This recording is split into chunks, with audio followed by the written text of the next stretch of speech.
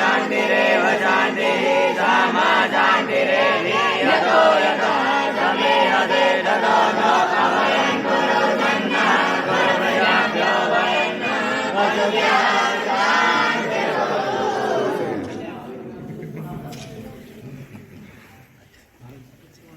हो गया? हाँ वो तो बताया था उन्होंने महाकाल में।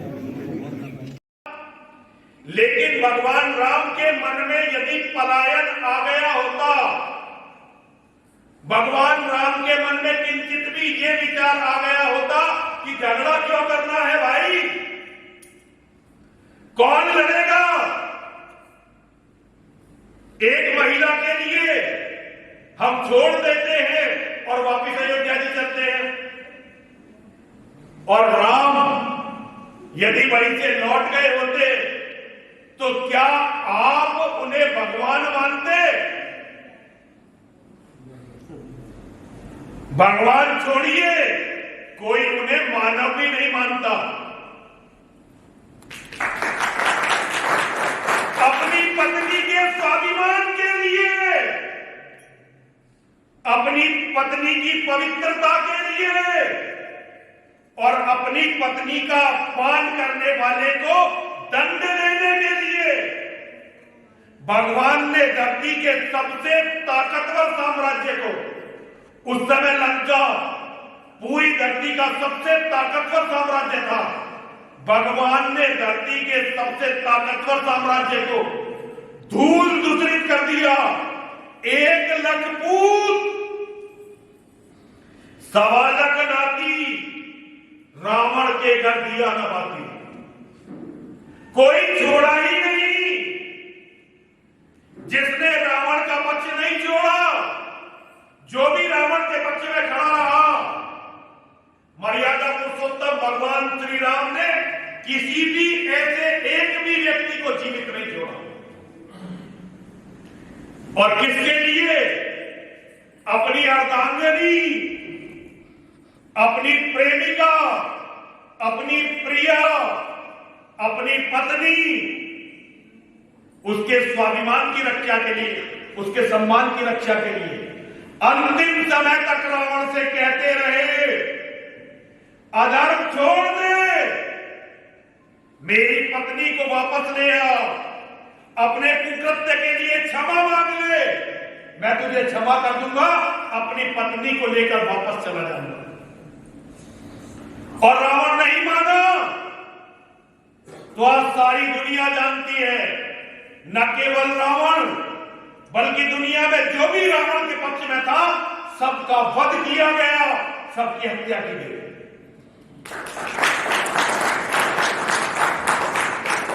योगेश्वर श्री कृष्ण ने पृथ्वी पर जन्म लिया। योगेश्वर श्री कृष्ण का सबसे बड़ा शिष्य, उस समय सबसे बड़ा भक्त अर्जुन था। अर्जुन तो अपना सर्वस्व योगेश्वर श्री कृष्ण को मानता था, उनसे ज्यादा मानता ही किसी को नहीं था। अर्जुन से बड़ा भक्त, अर्जुन से बड़ा शिष्य योगेश्वर श्री कृष्ण का कोई भी नहीं था। हर बात योगेश्वर से पूछकर करना, और योगेश्वर को अर्जुन अपने प्राणों से अधिक प्रिय थे।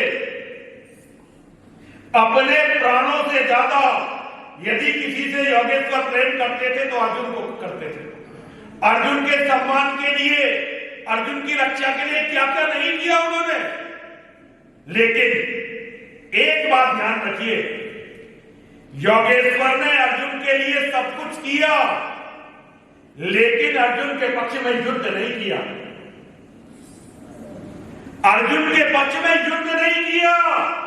उन्होंने अर्जुन से कहा, मैं केवल मार्गदर्शक हूं, मैं केवल मार्ग दिखाने वाला हूं, मैं तुम्हारे पक्ष में युद्ध नहीं करूंगा। और अर्जुन से ज्यादा कोई था उस समय उनका?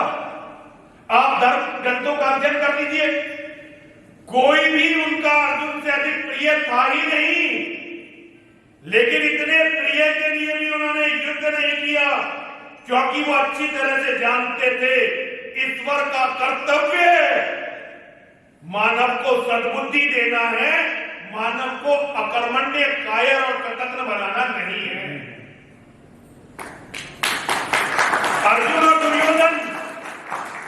अर्जुन और दुर्योधन दोनों उनके पास मदद मांगने के लिए गए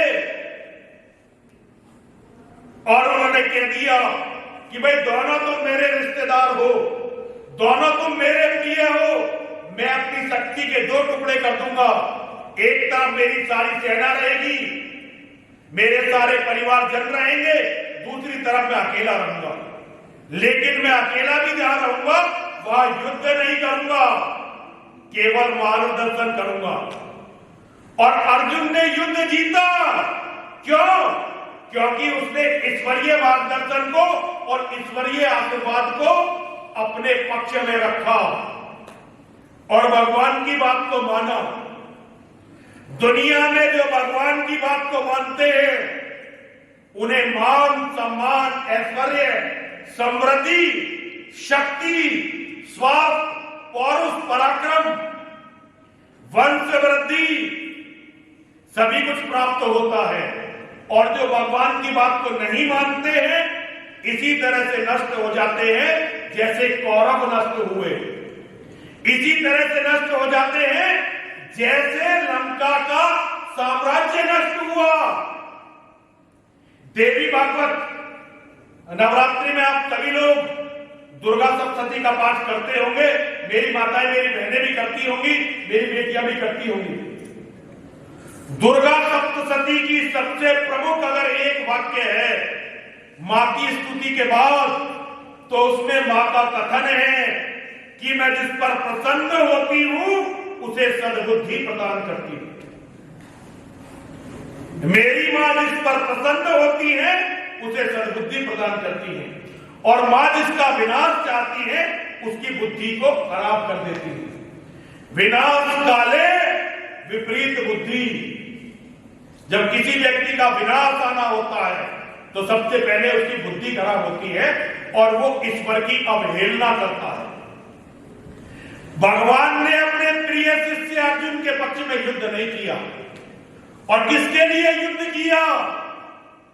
भगवान ने जन्म लेते ही अपने 7 भाइयों का बदला लिया। लिया कि नहीं लिया? अपने 7 भाइयों का बदला लिया, अपनी बहन का बदला लिया, अपने माता पिता के अपमान का बदला लिया। और पूरे जीवन जिस व्यक्ति ने भी, जिस राजा ने भी उनके परिवार को हानि पहुंचाने का प्रयास किया उसे जड़मूल से समाप्त कर दिया। स्वामी जी किया या नहीं किया? यही धर्म है, यही धर्म है। और तीसरे अवतार भगवान श्री हरि विष्णु के रौद्र अवतार मेरे और आपके सबके बाबा परशुराम जी ने क्या किया? अपने पिता के अपमान का बदला लिया। जो उनकी राजाओं से लोग कहते हैं क्षत्रियों से लड़े भगवान परशुराम, भगवान परशुराम कभी भी क्षत्रियों से लड़े ही नहीं। अगर भगवान परशुराम क्षत्रियों से लड़े होते तो आज ये करोड़ों क्षत्रिय कहां से आते? भगवान परशुराम कभी भी क्षत्रियों से नहीं लड़े।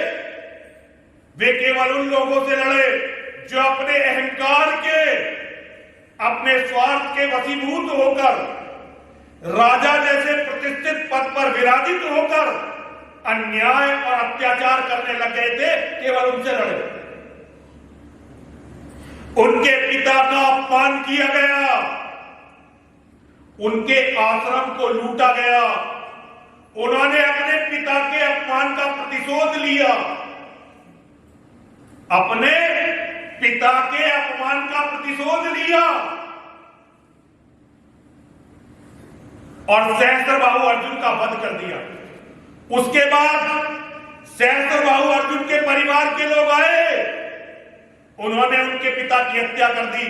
भगवान परशुराम ने अपने पिता की हत्या का प्रतिशोध लिया। ये भगवान है, ये धरती पर परमात्मा है,